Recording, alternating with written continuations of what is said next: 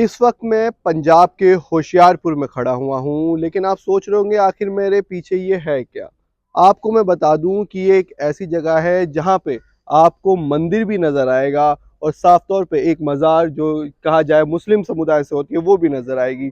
और वो जो ये चमत्कार किया है, जो एक साथ एक मंदिर और मस्जिद को एक साथ किया है, वो हैं यहाँ पे रहने वाले सूफी राज जैन, जो खुद एक हिंदू समाज से हैं, जैन समाज से हैं। लेकिन वो उन्होंने यहाँ पे आज ये आप देख सकते हैं पीछे ये जनाब सकीना का एक रोज़ा यानी कहें मज़ार बनाई गई है, जो एक आसान लफ्ज़ों में कहूँ। और इसमें आप देखेंगे मुस्लिम समुदाय के लोग भी हैं, जैन समाज के भी हैं, जैन खुद हैं और ये खुद हमारे ये हिंदू समाज से ब्राह्मण समाज से, तो वो सारे लोग यहाँ पे मौजूद हैं और उसके साक्षी बने। और इन सब की एक ही पैगाम था कि इंसानियत का। आइए सबसे पहले हम खुद ही बात करने की कोशिश करते हैं, जैन धर्म से ही हैं। आपका पूरा नाम क्या है?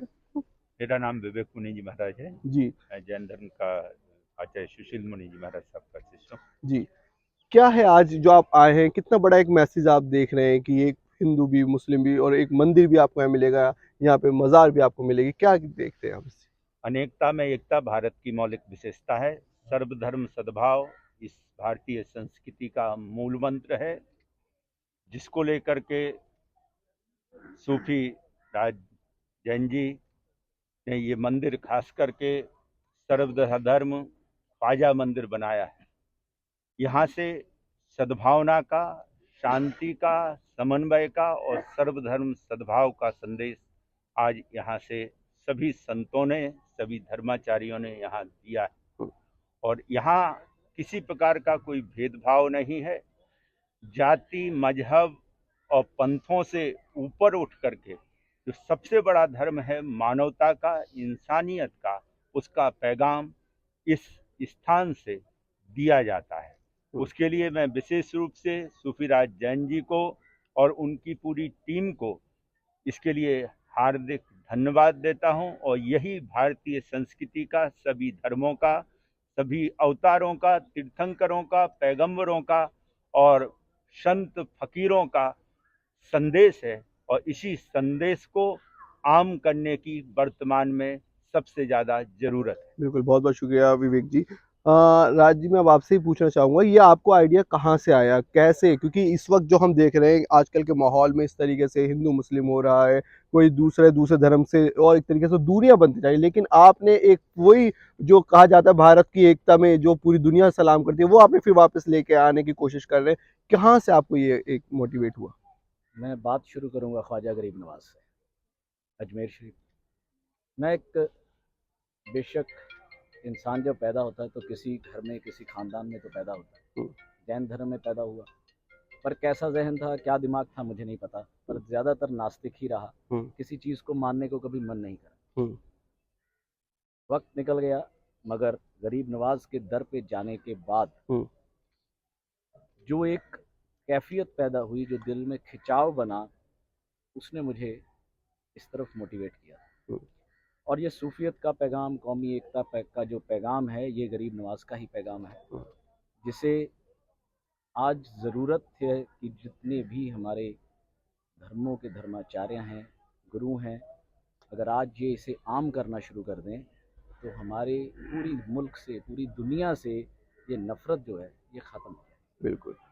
और यही एक गरीब नवाज की सोच को, उनके बताई हुई जो शिक्षाएं हैं, उनको जीवन का आधार बनाकर हम आगे चलें।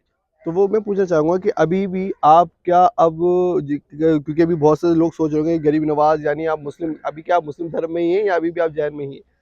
देखिए, राज जैन आप बार बार नाम ले रहे हैं, हाँ। तो ऑब्वियस है, क्योंकि मेरे गुरु जो हैं उन्होंने मुझे एक बात पहले दिन सिखाई थी कि अगर किसी वृक्ष की जड़ को ही काट दिया जाएगा हम्म, तो वृक्ष ज़्यादा दिन जिंदा नहीं रहता। हम्म, तो अगर मेरी जड़ जैनिज़्म में है, अगर मैं उसे काटूंगा हम्म, तो मैं ऊपर पनप ही नहीं सकता। हम्म। तो इसलिए मुझे अपनी जड़ पहले चाहिए, बाकी ऊपर की शाखाएं बाद में।